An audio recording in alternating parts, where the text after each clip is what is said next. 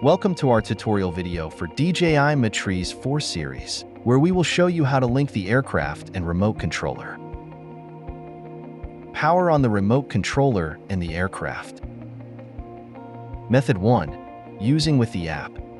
Launch DJI Pilot 2. On the app homepage, tap Linking.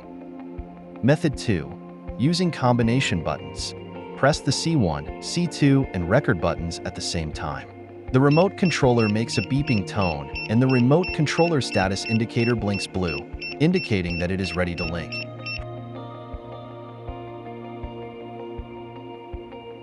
Press and hold the power button of the aircraft for at least 5 seconds, and release it after hearing an indicator tone. The battery level LEDs blink in sequence to indicate the aircraft is ready to link.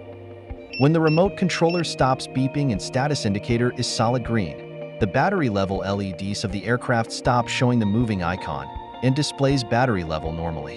When the app homepage shows the aircraft icon and name, it means the linking is successful.